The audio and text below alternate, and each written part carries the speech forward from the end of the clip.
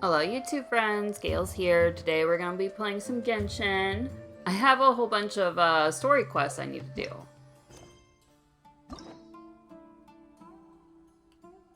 Yeah, I have all these. I'm a little behind.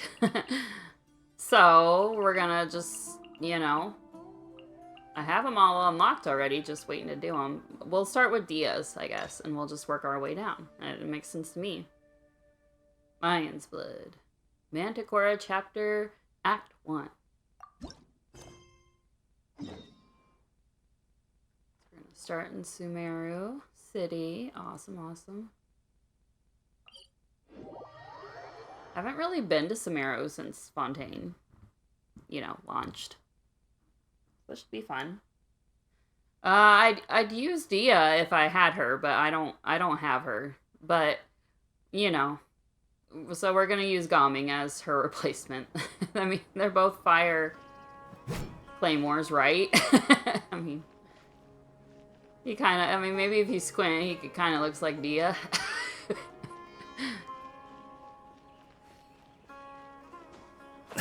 Yeah, she's the only, standard banner character I don't have. Unfortunately. Paimon's trying to remember. What else did we put on our shopping list? Oh, what a mouth-watering smell. Paimon would know the aroma of biryani anywhere. Let's go get some. That wasn't on our list, was it? We can still add it to the list. Well, if it isn't the Traveler and Paimon. Wasn't expecting to see you here. Hello there. Oh, it's been quite a while. So you two are still hanging out together. Dehya, didn't you say last time that you were gonna head back to the desert? I said I was going to resign from being her bodyguard, not that our friendship was over. We're still the best of friends. The Homayanis also still post jobs from time to time. Their pay is always generous, so me and the other mercs never pass them up. I told Dehya to just stay at our place when she took one of those jobs a few days ago. My parents were delighted. They even said that it always felt like we were missing someone whenever Dehya wasn't around. That sounds like something they would say, all right. They're always so welcoming. Anyway, the job is already taken care of, so I was gonna head back to the brigade as soon as I finished a little shopping. But the master kept insisting, and I ended up staying for another day. You can stay for as many days as you want, Dehya. Father hasn't even gotten around to treating you to his best dishes yet. You know I'm not the kind of person to stay put in one place like that, my lady. Don't worry, though. There'll always be next time. But she said they'll treat you to the best dishes. Paimon can't believe you can still refuse that. But wait. Didn't you say last time that you would take me on a trip to the desert? Why don't you just take me with you today, when you leave? There are so many places I still haven't visited yet. I'm sorry, my lady, but no can do. There's still a few things I need to take care of back at the brigade. Besides, the desert hasn't exactly been the most peaceful place lately. Oh, come on. Not this again. That's also what you said last time and the time before that. I know, I'm sorry. Just give me some more time, and I promise I'll plan the best trip ever for you. All right, fine.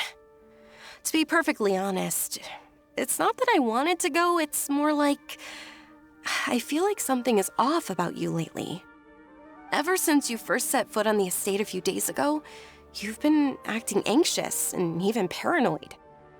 Have you been delaying our trip because you've run into some kind of trouble? Nah, are you kidding? You're worrying too much. Would you swear on that? Friends shouldn't lie to each other, you know. I wouldn't pry any further if you're willing to swear on what you just said. But if something really is bothering you, then just tell me. You know I'll help you however I can. Oh, looks like Dunyarzad was onto something. You're too perceptive, my lady. Seems I can't hide anything from you. I just thought that nothing good could come out of telling you about the messy happenings of mercenaries. Knowing too much only leads to more trouble. Mercenary life is a dog-eat-dog world where Mora reigns supreme. Everything operates on a completely different set of rules. That doesn't change anything about what I just said, though. We're still friends, and I can only support you if I understand what's bothering you. My lady, you're not gonna stop until you drag it out of me, are ya? All right, I'll share what I know. Let's go somewhere else first. This isn't exactly the best place for a discussion. Okay, let's talk here. Just try not to draw any extra attention. As you may already know, the Eremites have both a lot of mercenaries and a complex organizational structure. Many mercs are no different than me, just going around looking for jobs to earn some mora. My brigade is called the Blazing Beasts. We're not a large group, but every member is loyal and brave. However, not all Eremite brigades are like mine. Some are willing to cross all kinds of lines for the sake of mora. The most notorious is a faction known as Deshret's Relics. Deshret's Relics? Judging from the name, they must really look up to... Yep, you got it. I've heard that you've already crossed paths with Ain al-Akmar. They're one of the groups under the Relics banner. Oh, you mean the group that tried to sell us the Divine Knowledge Capsule? Yeah, they weren't friendly at all. Deshret's Relics is composed of many smaller brigades like Ain al-Akmar. The Relics Headquarters issues orders to all brigades under his control.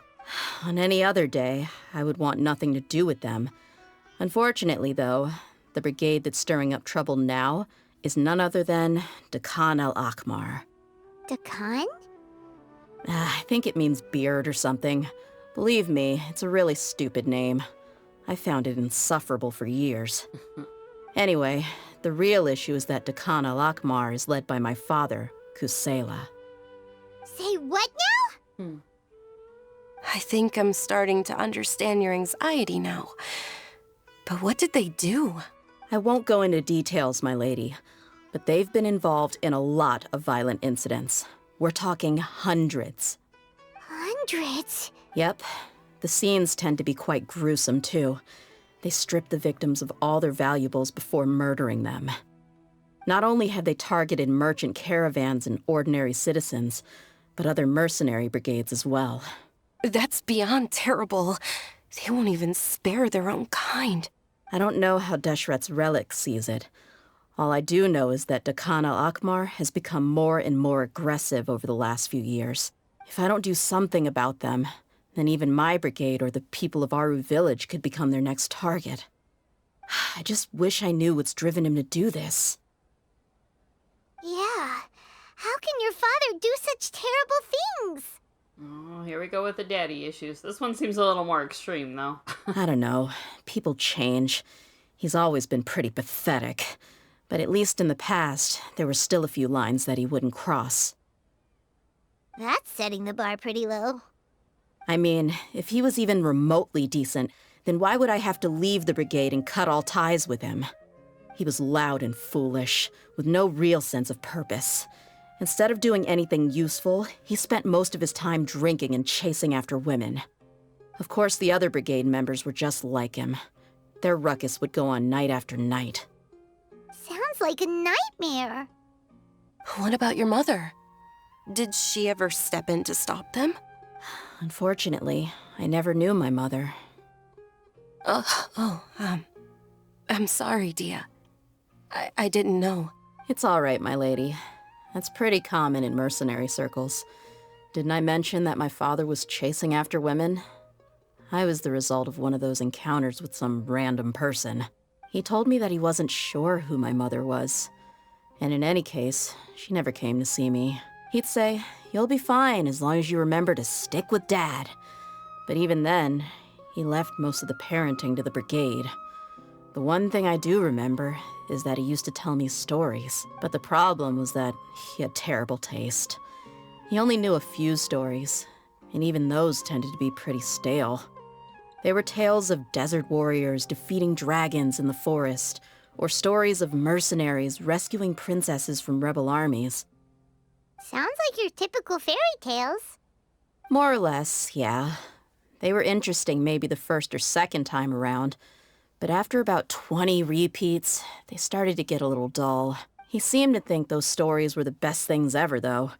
He was so into them that he'd call the whole brigade over and make them perform the whole thing as a play. Even the toys he gave me would all be story props. I'd get helmets, shields, and toy swords. It was only much later when I realized that the shows were more for him than they ever were for me. What an interesting guy. But it doesn't sound like he had all bad intentions. Yeah, I've always found him pretty childish, but that was something I could just shrug off. I had no reason to despise him. Until I grew up and learned the true face of Deshret's relics for myself. Looting, blackmail, violence, and fraud. They not only accepted such heinous acts, they would even openly boast about them. No one in the brigade was any kind of hero. Instead, my father and his cronies were more like the bad guys that needed to be taken down. Did they really think that as long as they didn't do any of that stuff right in front of me, I would never know? I think I can understand your feelings. The difference between perception and reality must have hit hard. Yeah, but don't worry, my lady. It's all water under the bridge to me now. I had a huge argument with my father and left that place behind for good.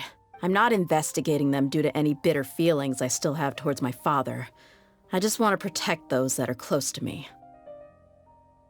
Why they suddenly started causing so much more trouble. Yeah, I told the boys to gather as much information as they could. Most of the reports concern violent incidents, but there's also some talk of smuggling. I see. But isn't this investigation incredibly dangerous? It is, but every mercenary lives life on the edge. It's a lifestyle that I enjoy. That may be true, but it'll be impossible for those who care about you not to worry. Well, now you get why I didn't want to share any of this with you. What should we do? They both have valid concerns. I'll go back to the desert with Dehya. Huh? But there's no need for you to get caught up in this mess, too. That's what friends are for. Well, she's super tough, so if she went into the desert with you, then Paimon bets the problem will be solved in no time. I'm inclined to agree. I'd feel a lot more at ease if you took her along to help. You can count on me. I'll wait for news from you in the city until then. Please, stay safe. I'm honored that you care so much for me, my lady. All right, then let's get moving. Our first stop will be Caravan Rebot, where we can catch up a bit with my fellow mercs. Yay. Look at the dog. It's so cute.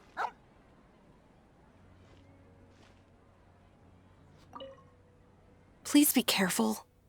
I'll stay in the city and wait for news from you. Just don't do anything reckless, all right? Hey, Dehya, you're back. Are these two friends of yours? I trust Dehya with my life. Oh, so you've already become like one of us then? Well, that's good to know. Anyway, since we've got newcomers, let me fill you in on what Khan al-Ahmar has been up to lately. They've become extremely aggressive. Apparently, even their own now have become acceptable targets. They even attack other relics brigades, just the same as any other mercenary brigade. Even the most ferocious beasts still protect their own. But it sounds like they've thrown that straight to the wind. That's right. Once they've collected enough loot off the other mercenaries, they sell it off to a different brigade, or turn to merchants on the black market. A portion of their profits is immediately exchanged for more food and weaponry to be used in their next violent operation. That's terrible. Yeah, and it really makes you wonder why they're so desperate for Mora. A few days ago, Isham and I trailed them for a while, and even disguised ourselves as merchants to conduct trade with them. We were able to learn a few things from the exchange. Rather than saying they're out to plunder and hoard Mora, it'd probably be more accurate to say that they're experiencing an internal power struggle. Wait, a power struggle? You heard me right. The vast majority of their victims are mercenaries from the other brigades of Deshret's relics. If their only goal is Mora, they could have gone after anybody. The targeted nature of their attacks points to a power struggle between the different brigades within the relics. That's the only plausible explanation we have. Unfortunately, we weren't able to find out anything more specific. It seems they're also trying to keep things under wraps. Oh, one last thing we discovered was that over the past few years, as Khan al-Ahmar became more and more active, Deshret's relics as a whole became a lot weaker. They were able to cause so much damage? It sounds mighty strange to me, too. Haroon, you can leave the rest of the investigation to us. Gotta say, though, I didn't expect you to go on a whole undercover mission during the few days I was gone. Sounds like you were really putting your necks on the line, no? Nah, it was nothing. We're just as concerned about the situation as you are. The Khan al-Ahmar is your father's crew, after all. What he said. Besides, Dehya, haven't you done more dangerous things than all of us combined? What we did is nothing compared to your experiences. Yeah. And while they went to talk with Khan al-Ahmar, I took a look at the last camp they attacked. Any survivors of the attack were already long gone. There was nothing of value left in the camp. Ah, Hisham and Khalaf. You're here too. We rushed over as soon as we saw you come into Caravan Ribat. Although this new friend of yours looks a little green behind the ears, I'm sensing a special vibe from her. Now that we know you'll have a capable partner with you, we can also rest easy. Hey, what about Paimon? Feel anything special? Oh, you're also planning to tag along with them? Of course! Paimon is the traveler's most important guide. Wherever she goes, Paimon will follow. Oh. In that case, then you'd better take care of her too, Dehya. Don't underestimate Paimon! Don't worry about her. She may look tiny and helpless, but she's been through just as many battles as the traveler here. That is true. Even if she had only survived on sheer luck, then that alone would still make her quite formidable. I had no idea. I guess I shouldn't judge by appearances. Oh, one other thing, Dehya. When you're free, why don't you update the deputy about your upcoming schedule? We held another recruitment event a few days ago, but everyone only came to see the Flame Main. You weren't around at the time, so people were pretty disappointed to only find our crew of rough, unkempt guys. The deputy put a lot of effort into the event, but it was basically for nothing. Only a few people chose to stay, and that really got to him. Sorry to hear that. I'll be sure to bring him some great liquor next time. I left in a hurry and I couldn't make it back in time for the event. Gotta admit, I can understand their disappointment, though.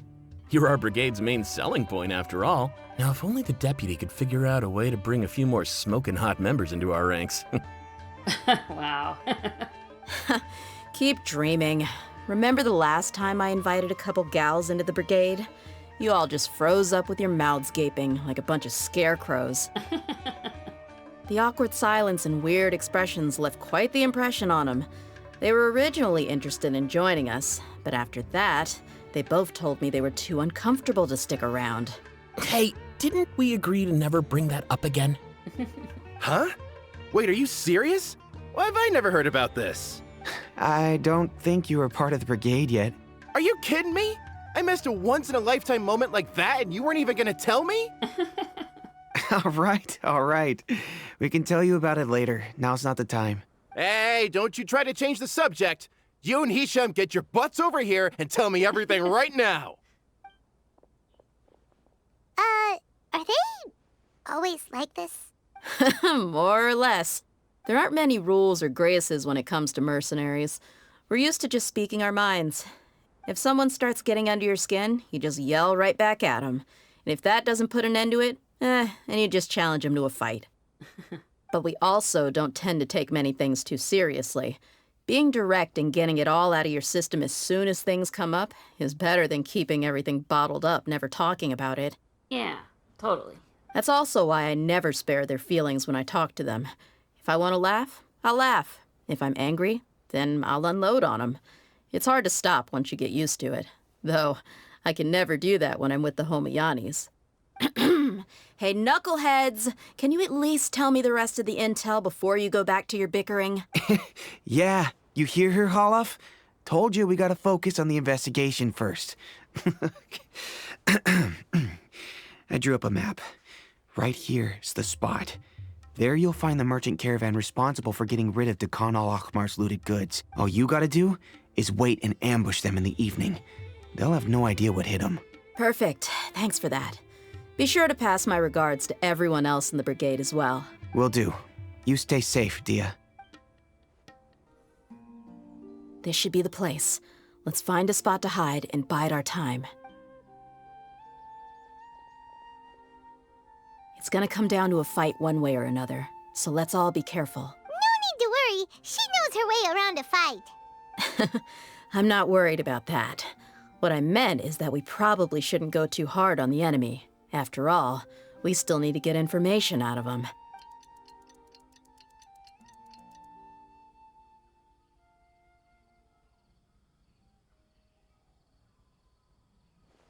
Ah, here they come. You ready? Let's not give them a chance to react and end this quickly.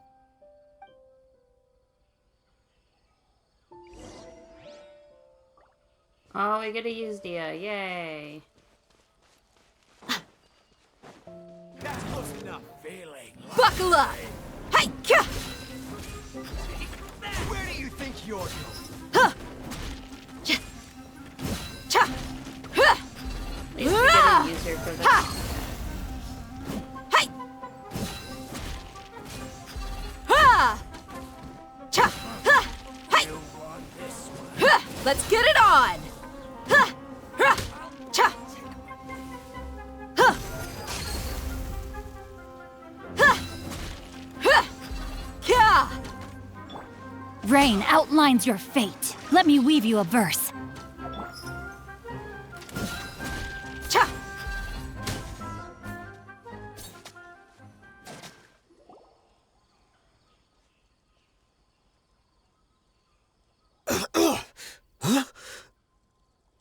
You're the Flame Mane. Good. That saves me an introduction. All right, time for a little talk. Are you buddies with Dekana Lakmar now? Tell me, what are they after? You know the code of being a mercenary just like everyone else. The first rule is to never divulge key information about our employer. What makes you think I'd talk? That might have worked on an amateur, but I know you're just looking to protect your reputation. Think about it, though.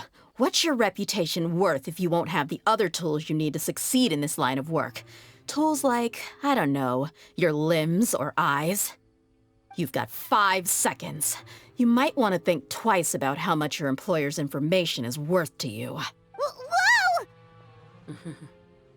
She knows what she's doing. I'm not joking around. We can do this the easy way or the painful way.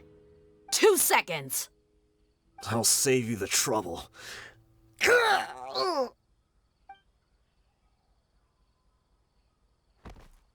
Huh? Are you crazy? He tried to bite off his own tongue. Quick, search the area for any first aid supplies. I definitely didn't expect him to go that far.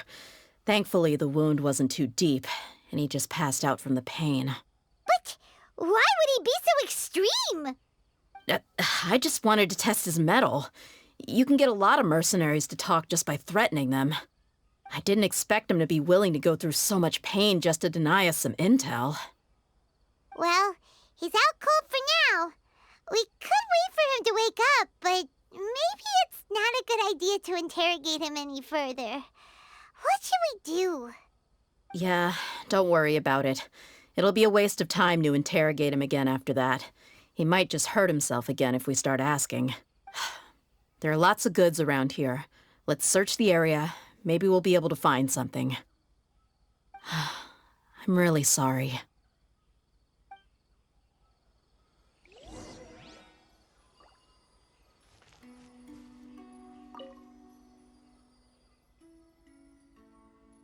There are some weapons in the boxes, as well as a bunch of medicine and bandages. It seems like Dekana Lakmar is really up to no good.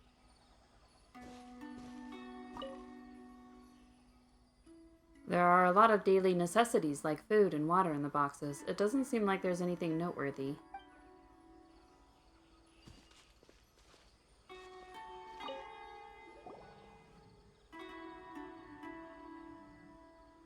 We found a piece of paper with a bunch of names on it. Maybe it's a record of something. Let me take a look. If this really is a merchant caravan, they should have a record of their transactions. Yep. I see an entry for Dekana Lakmar right here. Kusela, Idrisi, Bashar, and Takriti. All familiar names. Dekana Lakmar has been trading for a hefty supply of food, weapons, and medicine. It seems that in the past, they used to receive some canned knowledge as well.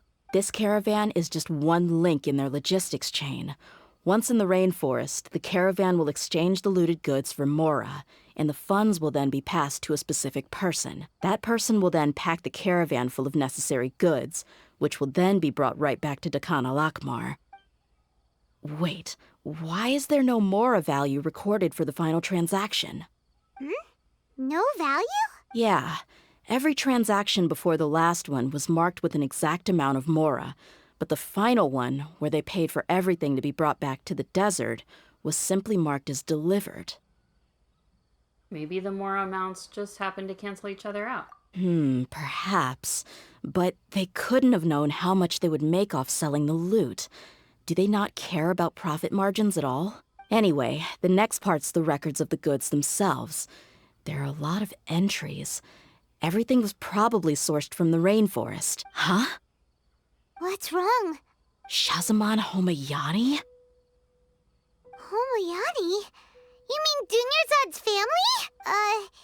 Could it just be another family with the same last name? I'd be surprised to find someone with the exact same first and last name. Shazamon Homayani is Dunyarzad's father, and the head of the Homayani family. Just what the heck is going on here? Let's analyze the situation first. I'm sorry. You're right. I'll consider what we found and not jump to conclusions just yet. But what this piece of paper confirms is that the Homayani family has been providing goods to Dakan al-Akmar. What if the Homayanis have been kept in the dark and don't know they've been trading with Dakan al-Akmar? That's a possibility. But if that was the case, why is this caravan specifically named Shazamon as their person of contact?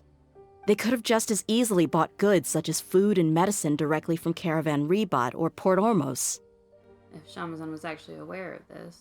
Yeah, funding violence and looting. The brigade gets the goods, and he is paid the proceeds from the sale of the loot. But why would he do something like this? It's not like the Homayanis are in need of money. I honestly have no idea. I've been to their estate many times, and I've never noticed anything suspicious. The only potentially large expenditure I could think of would be the treatment costs for Dunyarzad's Elazar. Maybe they borrowed a lot of Mora in the past, but that's still just a speculation. I don't think the master would stoop so low to make Mora. I don't think Dunyarzad knows anything about this either. You're probably right. I know my lady's personality, and she wouldn't deliberately keep something like this from us. But what should we do now? All we found is just another mystery. If we want to get to the bottom of this, we won't be able to turn back. If you ask me, we already have no choice but to confront her about this. I'm not worried. It's too early to make a verdict yet. I still have faith in the Homayanis. Let's go find my lady again. We'll tell her everything and see if she's willing to lend us her support. If we're lucky, we can not only figure out the mystery of this paper, but also follow the trail of breadcrumbs to the people responsible at Dakan al-Akmar. Dehya, are you sure this is the best decision? What if instead of getting the help we need, we just end up revealing everything we've discovered to the enemy? I've considered that possibility. But even still, I want to tell her what we found. I think I owe her that much. True friendship is built on trust. She showed genuine concern for me when we first brought up the topic. I can't repay her kindness with doubt and suspicion. That's not how I deal with people. You're right.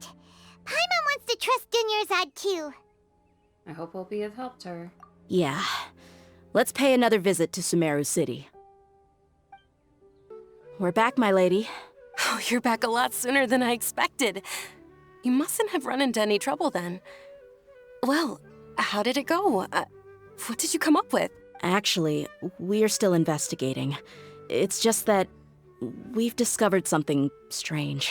I see. The clues you found have led you back here, in the city? Something like that. Yeah. You all look a little dispirited. Whatever you found must not have been very encouraging after all. Why don't you discuss it with me? Maybe I'll be able to say something to cheer you up? It's okay, my lady. It's not so much about me being upset with my father or anything like that. How should I put this? So something is wrong.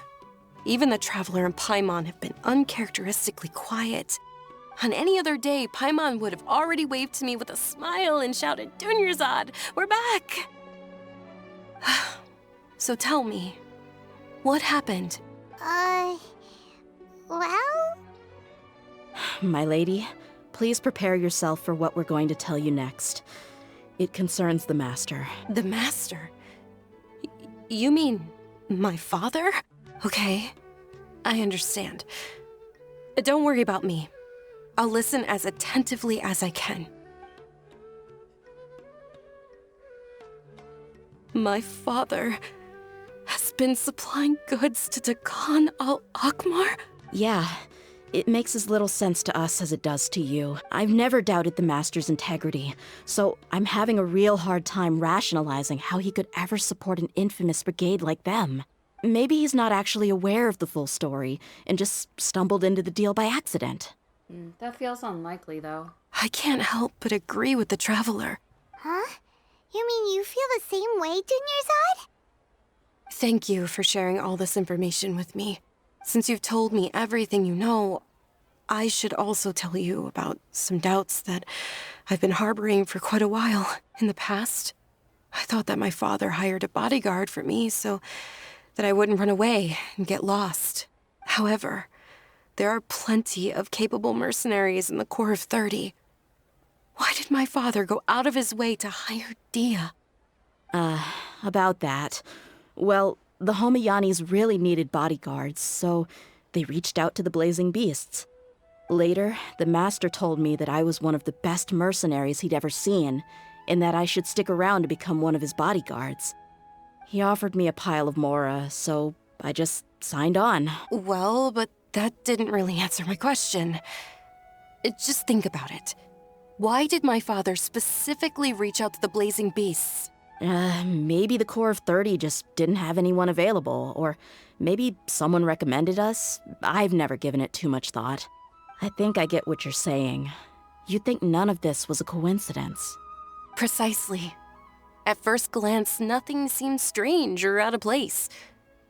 But there are many parts of the story that don't actually make any sense. If my father had always been in contact with Dakan al-Akmar, then it would make sense for him to bring Dehya into our house. You mean the goal all along was to get Dehya to be your bodyguard? No, that's too much of a stretch. I cut all ties with my father a long time ago. He has no control over my life anymore. But that still doesn't rule out the possibility that your father has still been trying to influence your life without you knowing. So, the Master was not likely an innocent victim in all of this? That's what things are looking like at this point. Sorry we put all of this on you so suddenly, Dunyarzad. It's okay, Paimon. I should actually be thanking you. Regardless of his reasons, if my father has truly been funding a violent group of mercenaries, then it's my duty to bring him back to reason. But is that really the right thing to do? My father has committed many atrocities and deserves all the punishment that he has coming to him. I have zero sympathy for him. You may call me an ungrateful child, but my feelings will remain the same. However, the Homayani family has treated me with nothing but generosity and kindness. If we decide to investigate this further, we could end up implicating the entire Homayani family. I would be biting the hand that's fed me over all these years. Dehya. It's all right, Dehya. If anyone were to ask, you could always just say that I'm the one who instructed you to get to the bottom of this. You don't have to do that, my lady. I'm not conflicted because I'm afraid of taking responsibility. Besides, you're the one we should all be worried about right now. Hey, it's still too early to give up hope. What was the thing about friendship again? True friendship is built on trust. Right, yeah, trust! You said that yourself, Dehya. Besides, there's no point on getting all riled up before we've confirmed all the facts.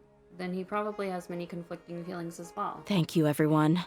That makes a lot of sense. I guess I should always remember the trust that I've placed in people. In which case, my lady, could you ask the Master to come out and have a chat with us? Sure thing. I also hope he'll be able to give us a logical explanation. Let's meet at the usual place then. Usual place? Ah, right. Thank you for coming, sir. Please allow me to introduce these two. This is the Traveler, and next to her is her travel companion, Paimon. Ah, yes. My daughter has mentioned them from time to time. It's a privilege to finally meet them in person. But we may skip all the pleasantries for now. What is the important matter you wish to discuss with me today? Well, we wanted to bring this transaction record to your attention. There's something on this record that we're all pretty curious about. So, that's what you found? Huh. Seems like I can't keep everything from you much longer. If you wouldn't mind, we'd like an explanation. Well, it's a long and difficult story. And to be perfectly honest, I'm not sure if I'm doing the right thing. What I do know, though, Dehya, is that the truth will bring you no solace. If anything, it will likely cause you a great amount of anguish. Wait, me? Yes. I understand perfectly why you came to see me. And I am touched by your collective commitment to do the right thing. But knowledge always comes at a price. And sometimes, as they say, ignorance is bliss. Your father, Kusela, and I both believed that. Of course, you have the right to seek and learn the truth, but I must warn you, the facts of this matter may reduce everything you've built for yourself into sand, blowing in the wind. If you must proceed, then Kusela's heartfelt efforts will also fade into the wind like a fleeting mirage. His heartfelt efforts? I'm sorry, sir, but I'm not sure I follow. I've made it this far in life without a single drop of my father's support. I have my own ideals and ways of looking at the world, as well as people and causes that I've chosen to cherish and fight for. None of these things have anything to do with him. I came here today to support you as the head of the Homayani family. No warning will change my stance on that. I understand. Then let me tell you a little story. Our family once needed to take a trip to the desert when Dunyarzad was just a baby. Along the way, we were attacked by bandits. They had superior numbers and quickly overpowered our bodyguards. When all seemed lost, a group of passerby Eremites lent us their support. Those Eremites were Kusela's brigade, Dekan al-Ahmar. Kusela's men told me that the attackers were Eremite mercenaries, just like themselves. I was shocked. Why would Dekan al-Ahmar go so far to save us and not spare the fellow Eremites? Kusela was grinning and walked over to play with baby Dunyarzad. She was startled by his unfamiliar face and nearly started crying. Really? I never knew. He said that he had no particular reason to help us. He just took pity on us because he had a daughter about the same age. We started talking about our children, and I sensed that he was a devoted father. To repay his kindness, I hired his brigade to help out at our estate for a time, and offered everyone generous remuneration. So, that's what happened. It was many years before I saw him again. I almost didn't recognize him the next time he came knocking on my door. The man I knew to be strong and healthy had been reduced to a shell of himself. He couldn't even walk anymore without his cane. So, what happened to him? He was perfectly fine when I left the brigade. I'm not too sure myself. The only thing that didn't change was his cheery disposition. He said there was absolutely nothing to worry about and that he had gotten into a fight. That was all. He then suddenly asked me if Dunyarzad, now that she had grown, would need a bodyguard of her own. At the time, Dunyarzad was going through a particularly severe bout of her Elazar.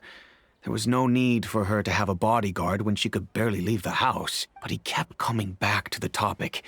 Come on, it never hurts to be safe. How do you know a bodyguard won't come in handy one day? I was completely lost at first, until he recommended the Blazing Beasts, and in particular, a mercenary named Dehya.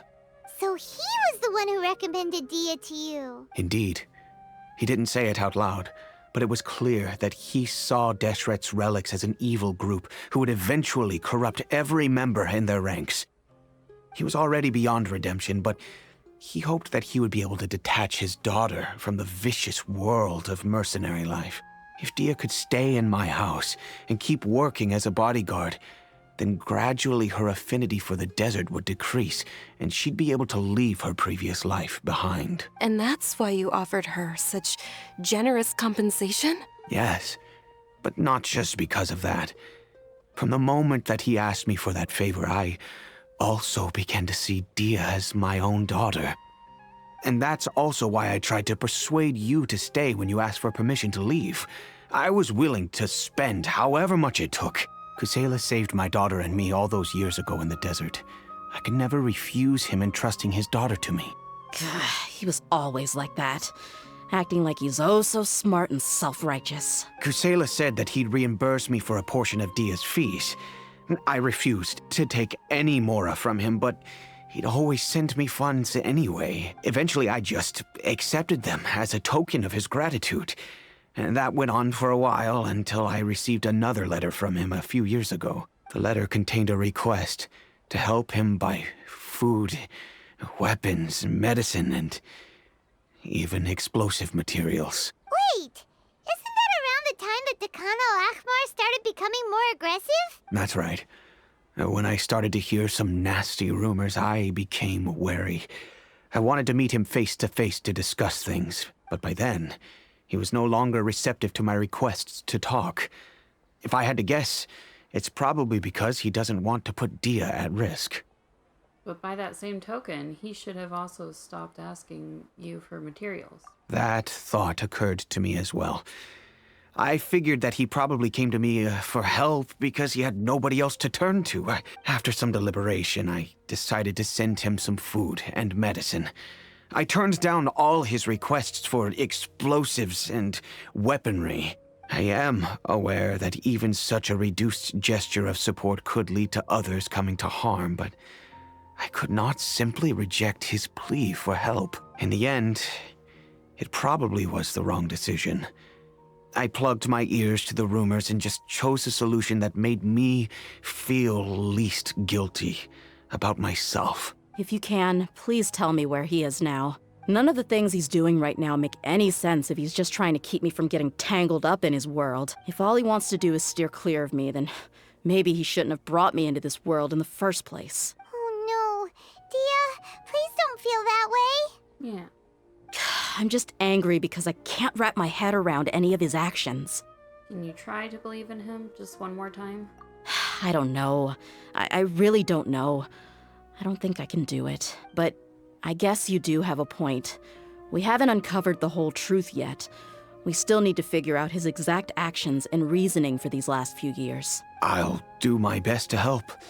Of course, anything between the two of you would need to be resolved between you and him alone. I don't know Kusela's exact whereabouts. Outside of supplying his brigade with some goods, I tried my best to avoid getting involved any further with him. However, there's a man on the list named Jawed. He used to be a mercenary in the desert and is now a member of the Corps of 30. He's responsible for supplying weapons and liaising with the Dekhan al-Akhmar's merchant caravan. I think he should know Kusela's whereabouts. I've heard that he likes to have a few drinks alone and enjoy the cool wind at night outside the tavern. Maybe you'll be able to find him there. Understood. Thank you, sir. Then I guess this is bye for now, unless... I'll stay and be with my father here. To be honest, I'm still a little dazed and haven't finished processing everything quite yet. My father has indeed done something wrong, but if I think about it, I'm also not sure if there was a right way to handle this problem. I feel like our only course of action is to turn everything we know over to the Corps of 30 and let them render judgment. Yes. I am prepared to accept whatever verdict they choose. It's time to face my mistakes. Aw, good man. Huh? Who are you guys? I know what you've been up to. Smuggling weapons to violent brigades in the desert while working for the Corps. Pretty bold, if you ask me. Shh! Keep your voice down. How do you know all that? Come with me. We should take this elsewhere. I'll be happy to talk things over once we're somewhere private.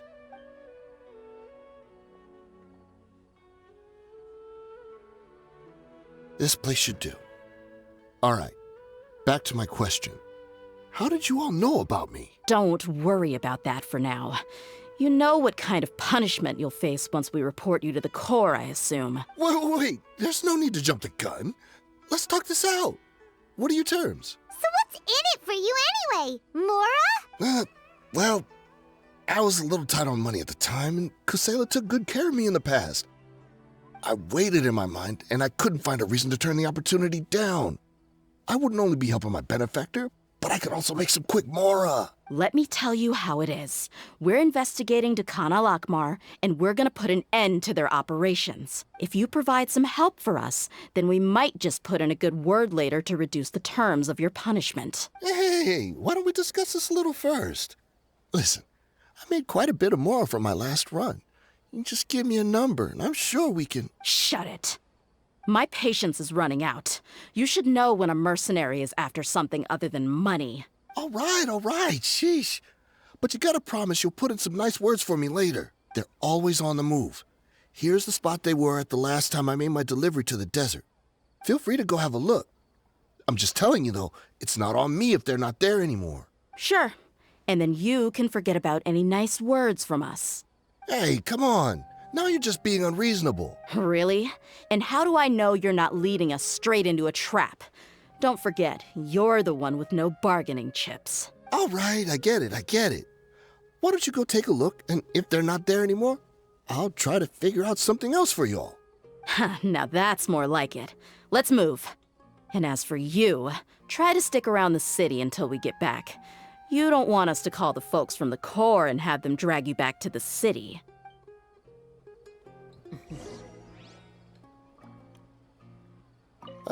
Don't worry. I'm not going anywhere. Seems like we're in luck. That should be their camp right up ahead. Let's go. We'll finally get to the bottom of this ourselves. I'm here to see Kusela. Tell him to get out here. Dehya, why are you here? No, my sword! Fallen leaves, adorn my night! Haven't you all done enough? Oh, so are you also here to stop us?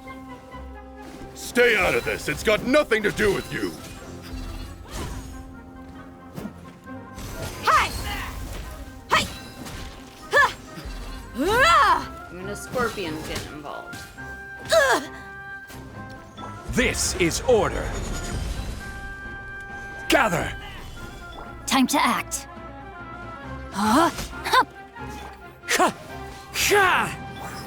Let's get it on! Ha!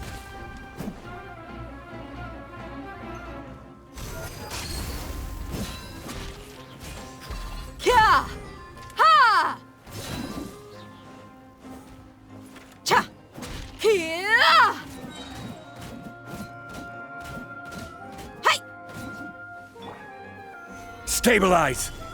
No, my sword! You asked for it!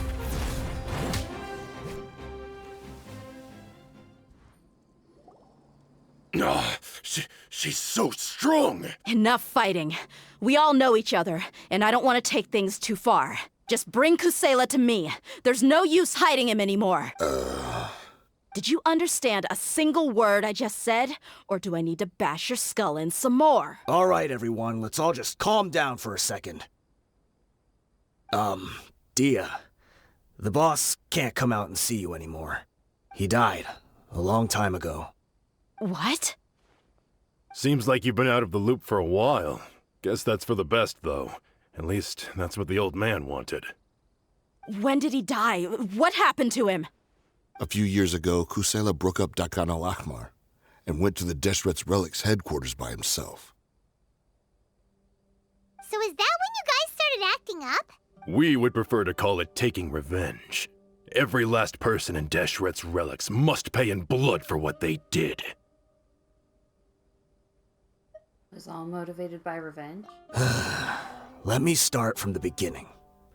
Dehya, Do you know how the head of the Relics maintained order internally? Overwhelming strength and unquestionable authority? Those were a part of it, yes.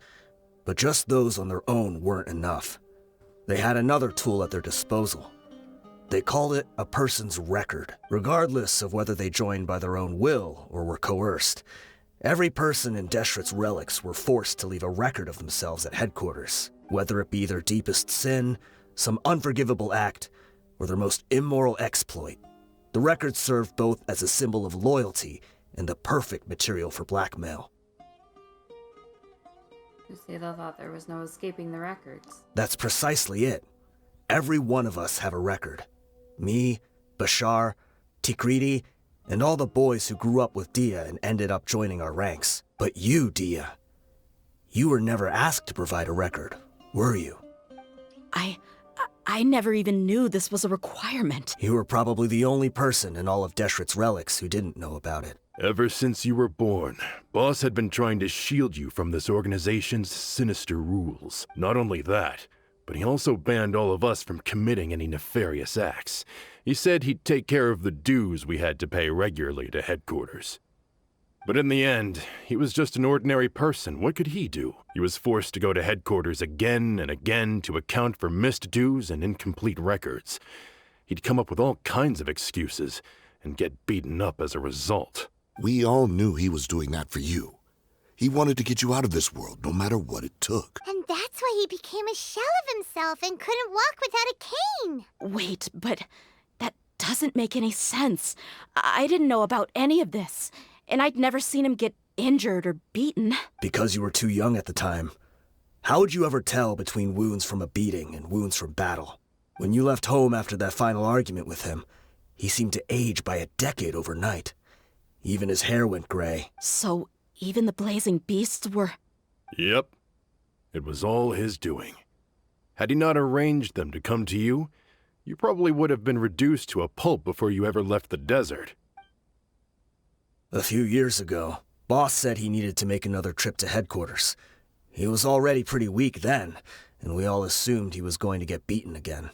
I suggested that he hand the role of leadership over to me, but he said there was no longer any need, since the Khan al-Ahmar would soon be no more. His words made no sense to me.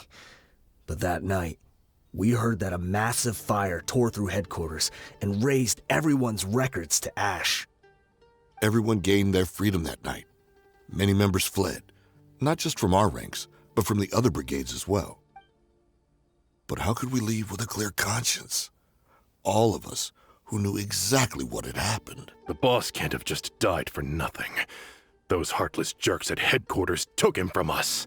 From that point on, the sole purpose of the Khan al-Ahmar became revenge. The big fire that Boss started was quite a blow to headquarters' strength. It's given us the opportunity to launch our attack. Even though we're outnumbered, we vowed to see our revenge through to the very end. But Deshret's relics haven't been the only victims of your revenge. There were people from headquarters who changed their names and went into hiding. Some fled to other brigades, and others escaped to the rainforest. But we won't let any of them escape our wrath. They'll all pay for what they've done. We've suffered plenty of losses as well. To keep going, we need an enormous amount of supplies. From food and medicine to weaponry and explosives. All we can do is exchange our loot from Mora, and then use that to get supplies. We forged Boss's handwriting and sent out many letters to his former friends. Thankfully, many people were willing to come to our aid. We were also able to attract many mercenaries who shared our goal. We've endured unspeakable pain to win many impossible battles. Deshret's relics have become weaker and weaker, and now we finally have an opportunity to directly strike their headquarters. Paimon doesn't know what to say anymore. Responding to violence with violence will only cause more pain. We do know right from wrong, but we were sinners from the very beginning. We do not deserve the freedom that the boss won for us with his life. Boss always loved his old-fashioned hero stories. Those tales about sacrificing yourself to save the world. We used to always laugh at him for it. But in the end, he really went and lived those stories out himself. As for me, I never considered myself a hero. We're all the lowest of the low. We have no right to even imagine such an existence, but maybe those hero stories he liked foreshadowed everything that was to come. The spirit of the hero touched all those he had saved, and more people joined his cause. Maybe we were all just acting along with the play in the beginning, but as we acted the parts and recited the lines, we were drawn in, and now we want to see the story through to the end. I'm sorry, Dehya. I know you always found us insufferable ever since you were young. Just think of this as a madman ranting.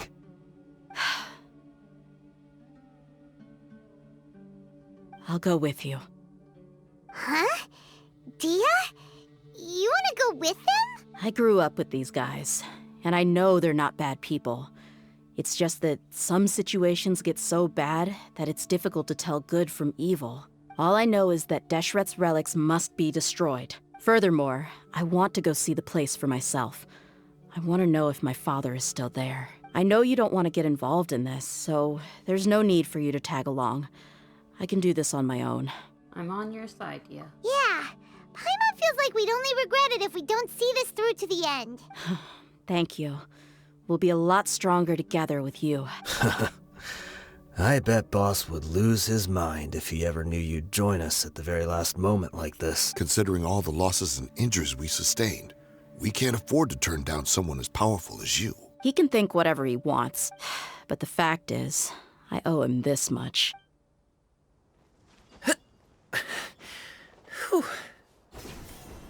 Is this the entrance? We sure didn't run into much trouble on the way here. Should be. I don't think they have enough manpower left to post guards and defend their perimeters. Bygone glories past. Wow. Paimon didn't expect it to look like this on the inside. They should all be holed up in here. Don't know how many people they've got left, though. Who cares? We'll round up all of them. Still, we should be careful.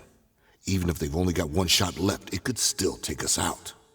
I fought through many situations like this before. Yeah, we'll know what they're really capable of once we've landed some hits on them. Deshret's relics may have been a force to be reckoned with before, but their name means nothing now. Yeah, they don't stand a chance with you here. I'll take the lead. I've been here once before.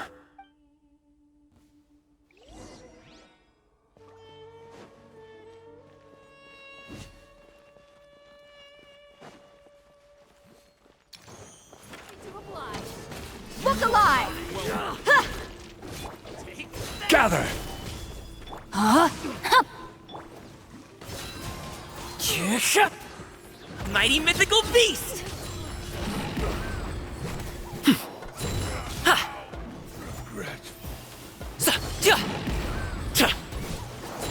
Alley-oop!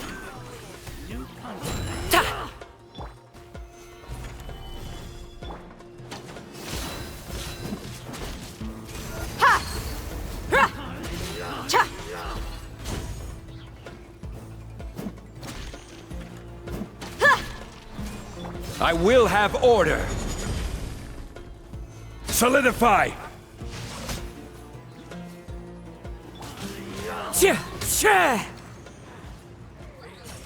As one with wind and cloud! Rain Cutter! You're dead meat!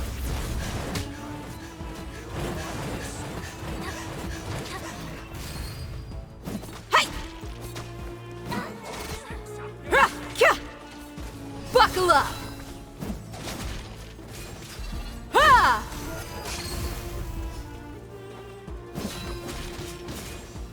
Rain outlines your fate. This way, follow me. We're almost there. Wait!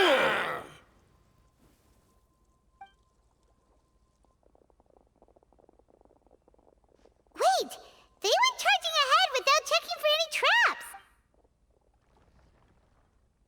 Hey, you guys okay? It seems like we just got trapped in here. Don't think we triggered anything else. Watch out, the enemy's coming from ahead. Well, now that things have come to this, seems we'll have to fight our way through. Don't worry about us. We knew something like this could happen. Go and take a look around. There could still be another way through. Let's go! We can't let the boss down! Let's check if there's another way! The sooner we can make it through to help them, the better. Let's see. I think I see a way through over there, but it's being blocked by something. Let's try our luck with that mechanism. Okay, let's go!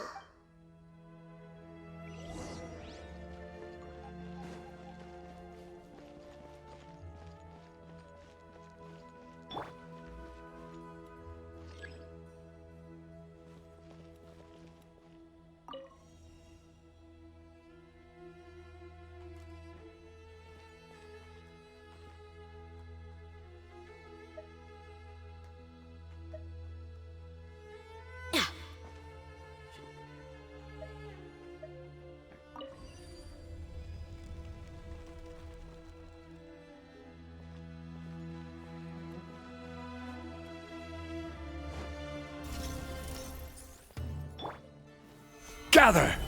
Huh? Wind Strider.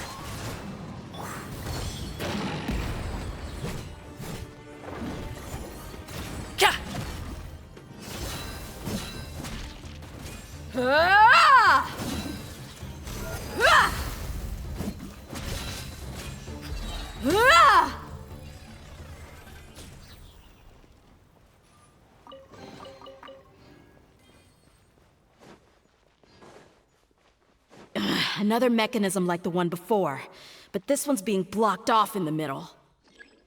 We just need to adjust it a little.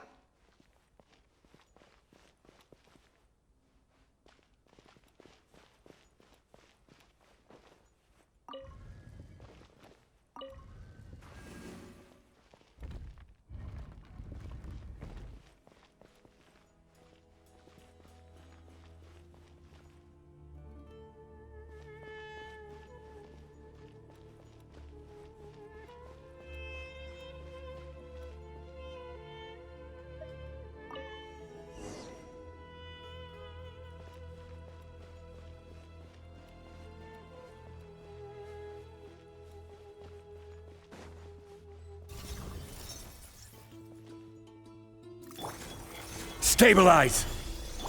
Witness the power of Gugwa. You asked for it!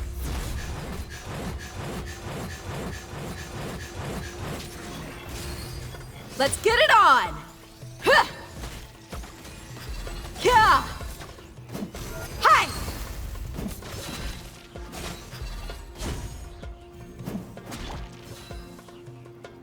Rain outlines your fate.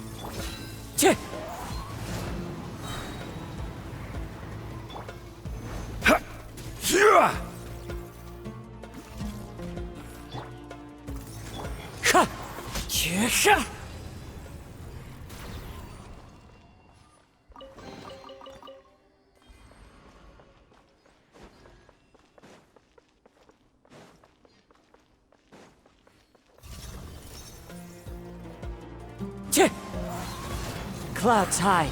The birds call. Huh? Look alive! Ha! Ha! Cha! Ha! Kya! Gloves off!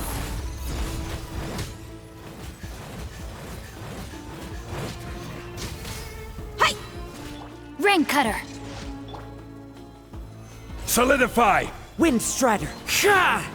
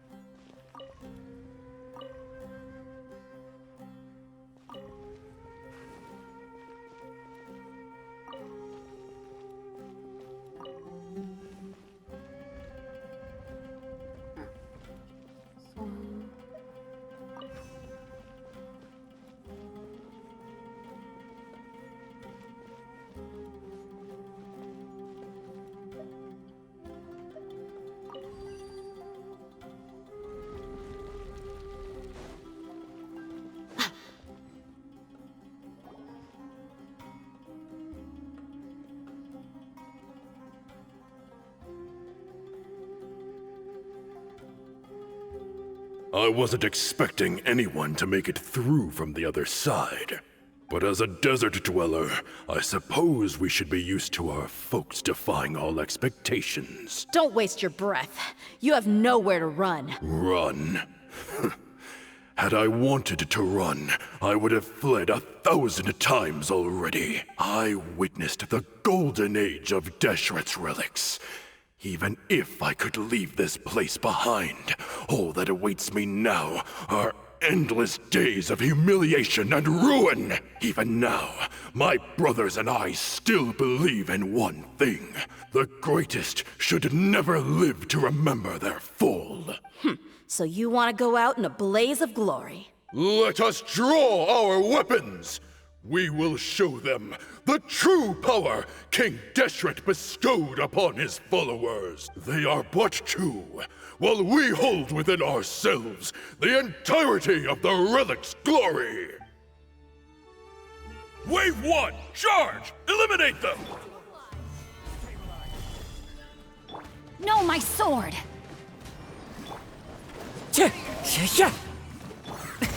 Many happy returns! Sorry, pal.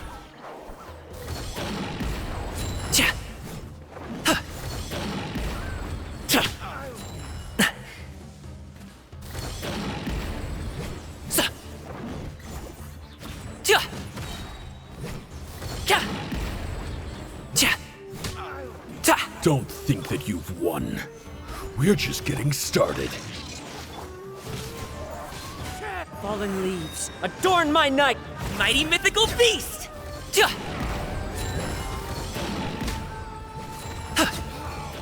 King Deshret will not abandon any one of his followers.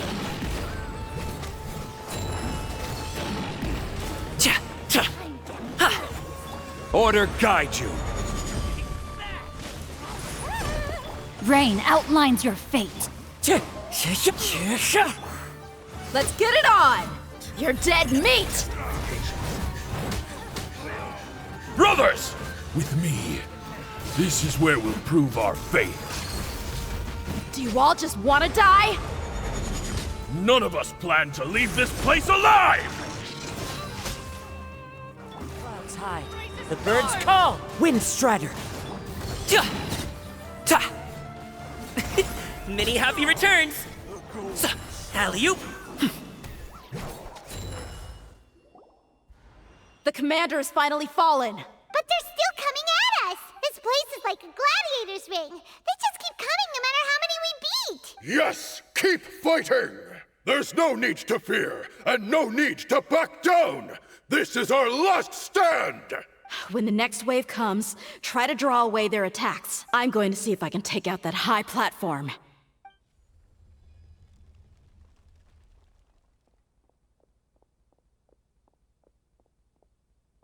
Get out of my way! Come and face me, Michel!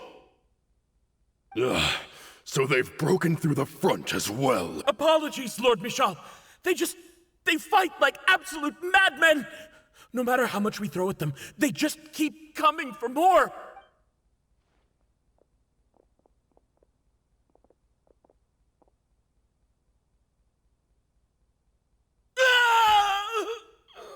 So, it would seem like this is the end. Time to pay for everything you've done, Michel.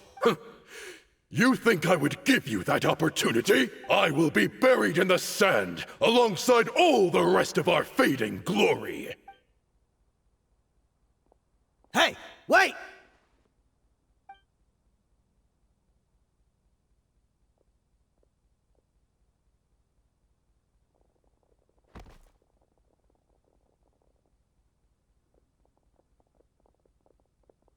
We were too late. It's over. There's no more need to fight. But if you're still going to cling on to your so-called mercenary's pride, then I'll give you all a good beating as well.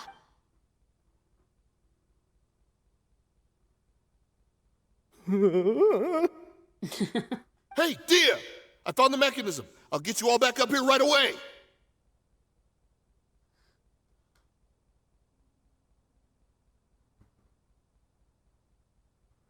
Let's go.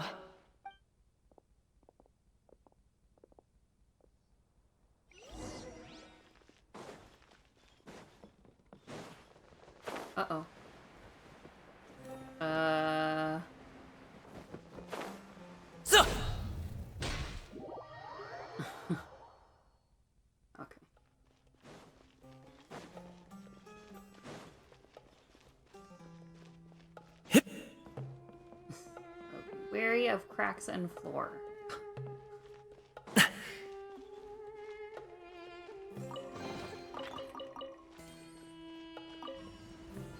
Oh.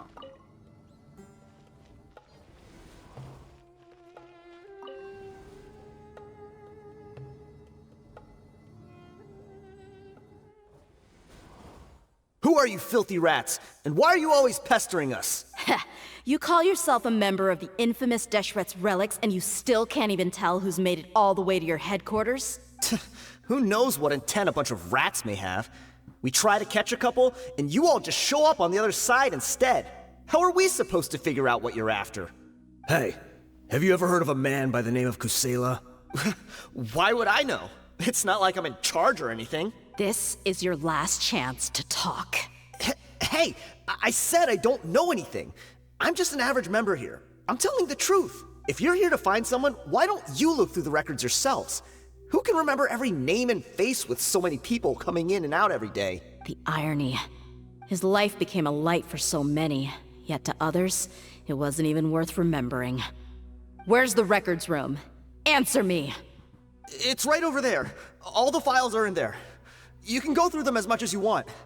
It's not like any of them still matter anyway. I mean the old records room. The old records room? You mean the one that got burned down? Kusela. Ah, yeah, I remember him now. The guy who could hardly walk. Watch your mouth. That's our boss you're talking about. He was definitely faking it. We all let our guard down as soon as we saw him come hobbling in. But in the short time it supposedly took him to take a dump, he'd already gotten away and started a fire in the records room. He couldn't have possibly outrun us if he wasn't a fraud. And after that, Deshret's relics fell into complete disarray. Stop wasting our time. Every one of us here is perfectly aware of what he had done. Tell me, where is the old records room? It's just over there. Go see it for yourself if it means that much to you. There's nothing left in there but ashes. No human could ever survive that kind of inferno. Bashar, Tikriti, let's go. We'll leave the others here to guard these guys. Spare them no mercy if they try anything.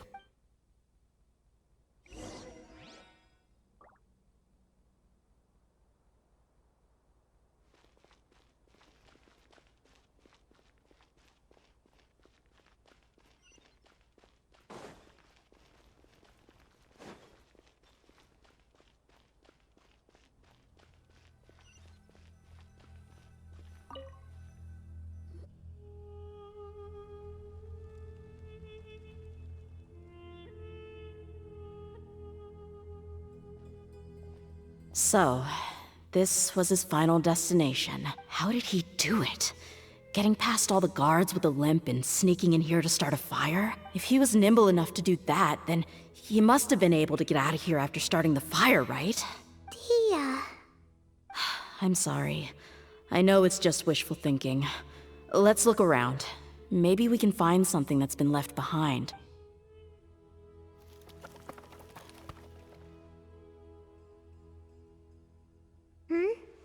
Is this a cane?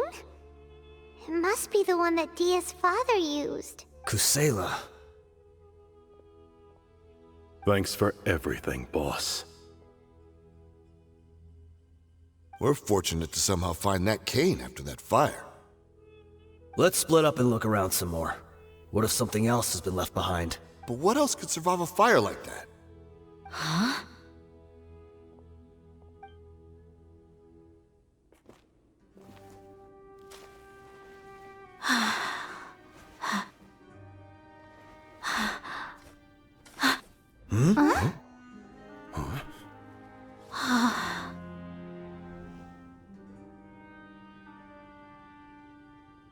Thought so. Wait! Isn't that the toy sword you played with as a child?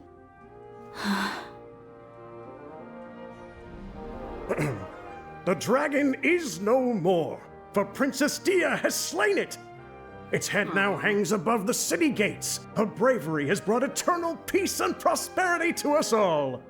Dehya, come on. This is the most important line. You can do it. But Dehya, you defeated the dragon. Everyone's waiting for your speech. Still too shy, huh? All right, I'll do it.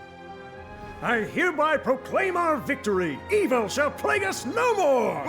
Yeah!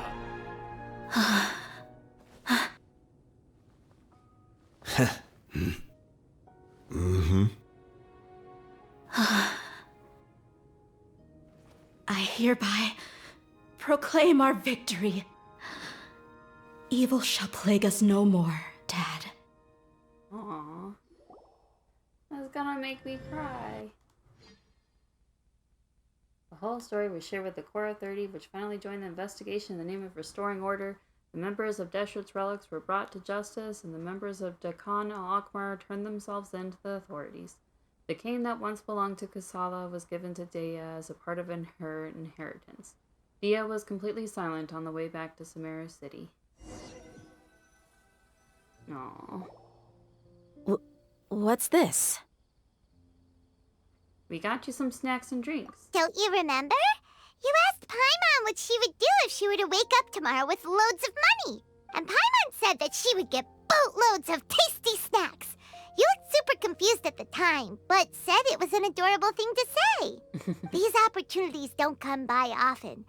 So today, Paimon's gonna treat you to a special crash course on Paimon's life philosophy. It's really my treat, but you get the point. Hey, this way you get something from the both of us for the price of one. Anyway, the point is that you should eat to your heart's content. You'll feel better for sure once you've gotten something in your tummy. Dunyarzad will also be here shortly. She's already heard that we're back. Aw, thanks, you two. Honestly, this is very unlike me. I just had a lot on my mind on our way back, so I didn't know what to say. My chest was filled with all kinds of intense emotions. They just shook me even more than all the feelings we've shared during our previous adventures. But when everything came to an end, those emotions also vanished without a trace, and I was left feeling more empty than ever before. It was as if I'd lost the thing that was most important to me. Everything just happened so fast. Yeah, you're right. To many mercenaries, Mora is the most important thing in the world. But perhaps to us, it's the most worthless thing of all. Idrisi and the others all used to say that they would quit if there was no Mora to be had. But when it came to avenging my father, there was no Mora to be made anywhere.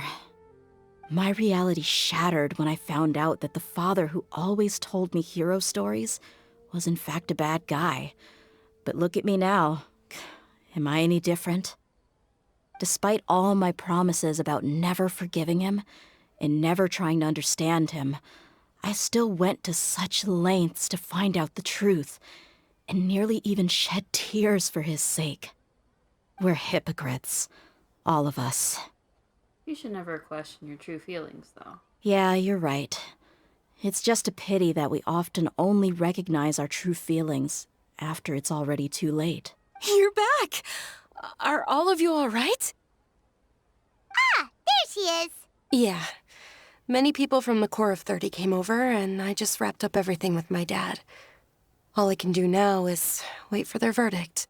Huh? Dehya, you're looking quite down again. Paimon will explain. A lot happened while we were gone. Aww. I'm sorry. I really should have controlled my emotions better. I just... It's all right, my lady. You were hurt by all of this as well. Truth be told, I'm starting to feel a little guilty watching you cry like this. But Dehya, your pain must be even worse. You shouldn't need to comfort me. Hey, don't worry about me. If anything, this whole thing has finally shown me the difference between illusion and reality. My father probably thought that people could settle into new lives as long as they moved to a new environment. That thought has even crossed my mind a few times. It's like saying, what's wrong with adapting to a new life? However, there was always something deep within my mind that refused to accept it. This impulse brought me great turmoil, and even made me feel ashamed for turning my back on your father's kindness. But now that I consider it again, it all makes sense. The desert sands are a part of who I am, and I will never be able to lead a peaceful existence. I understand how you feel. That doesn't mean I won't be making any changes to my life, though. As an example, I'm now thinking about taking on some small odd jobs. It's just like Idrisi said. I also want to catch up to my father and become a character in his play. Even if the ending of the story may be childish and ridiculous, it won't really matter. Isn't that neat, though? Oh, you'll be a whole new kind of mercenary, one that's not out for Mora. Why don't we go for a change of scenery once we finish eating? What about stopping by the Grand Bazaar again? Right. You said you wanted to get a rug for your family. We'll come along too. It's always more fun when everyone's together. I can't thank you enough for taking care of me this entire time. Aw, it was our pleasure. Oh, this rug here is quite something. The craftsmanship is exquisite, and the fabric is also of high quality. Ah, here you are. Finally, I found you. Hey! Aren't you that mercenary who bit his tongue? You can still talk? Wait, are you here to take revenge on us?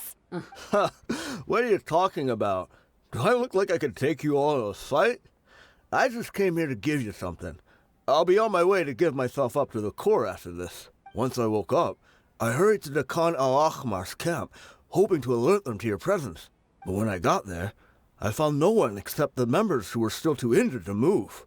Ah, so you probably got there after us. Yeah, they told me that they had exacted their revenge, and everyone had turned themselves in to the authorities. Even that last camp was not going to last for much longer. I had joined the cause to repay an old favor from Kusela. Now that everyone's already turned themselves in, I might as well do the same. One of the injured members gave this box to me, and told me that it contained some of the old man's last possessions. Everything left in the camp will get confiscated, so I figured I should get this to you before the Corps could get their hands on it. Thank you. No worries. We are all just living our own truths. There's no need to comment or judge anyone for it. Guys. So this box contains everything that Dia's father left behind. Huh. It feels lighter than expected. Well, back in the day, the first thing he did with any Mora was spend it on things like drinks and meat. But let's see what's inside. What's this? It's just a bunch of junk. Ugh, it kinda stinks. Perhaps it's just been left unopened for too long. A handwritten copy of a storybook. The paper's already yellowed, and it looks like it's about to fall apart. It was against the Academia's rules to possess books for personal use. If he was going to break that rule, he could have at least copied something useful. That probably means this was really important to him. And here are a few bags of children's snacks. The packaging's completely deteriorated. Maybe that's where the smell was coming from. Did he get those for you? Yeah, but here's the thing, though. Even when I was a child, I was never a fan of these kinds of snacks. He'd always say that he got them for me, but in the end, he always ate more than I ever did. Who even leaves snacks in a box like this anyway? Isn't that just common sense? Forget it. Let me see what else is in here. A razor, some buttons, some round iron tiles, a wooden toy puppet, a wool scarf, which from the looks of it probably belonged to a woman, and a hair clip? Why are these things here? I'm suddenly feeling a little scared. I'm sorry, my lady, but this is just the kind of man he was. He probably saw this box as some kind of personal trash heap and dumped any and everything in there. 2 empty liquor bottles. Tell me, you guys, are these the kinds of things that a normal person would leave behind? What an interesting man. Huh? There's something in the bottle! Oh, you're right. All right, I got it out.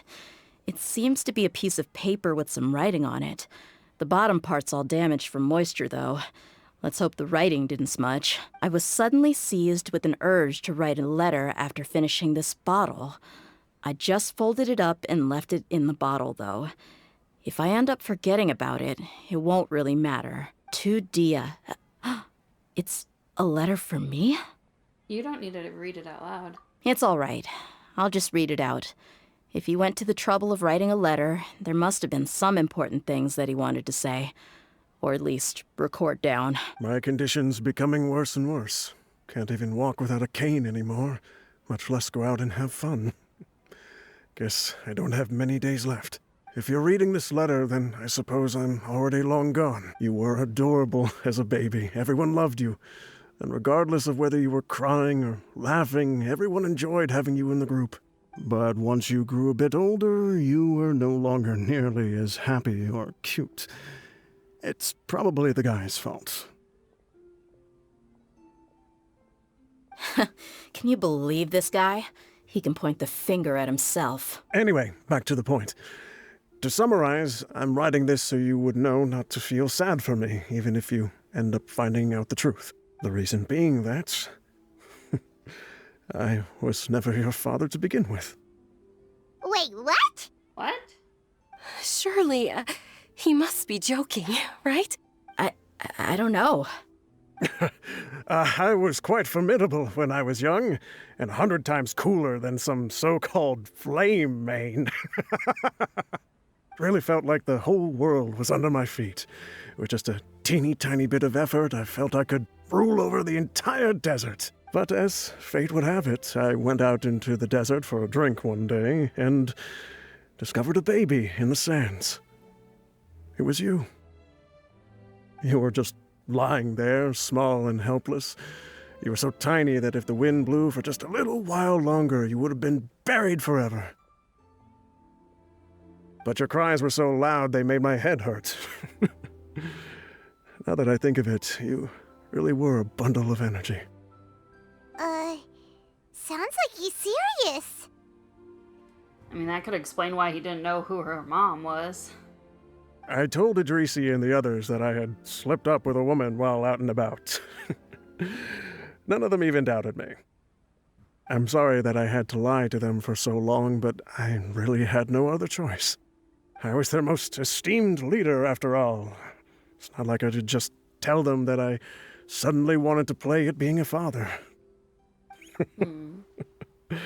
At this rate, I'll puke up all the liquor I just drank from this bottle. Anyway, Dehya, you possess the kind of freedom and kindness that we could only dream of. As far as how you should live your life, that'll be up to you to decide. That's the end of the letter. In the end, he was still thinking of me as a little child. But isn't that also a good thing? I suppose. Or I would have suffocated under the sand a long time ago. He was a good father to you. The fact that he wasn't a blood relative doesn't change that. Yeah. Yeah.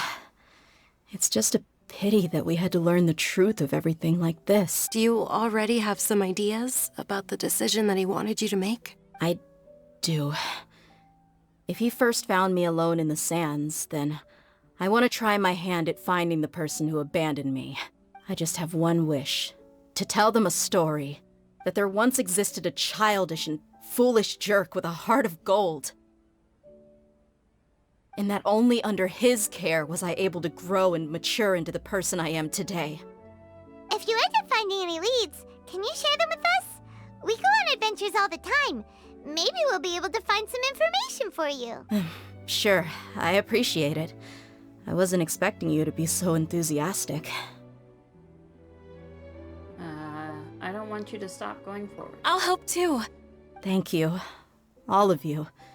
Thank you so much. My life has certainly had its twists and turns, but I've always considered myself lucky because no matter where I've gone, I've always been surrounded by incredible kindness.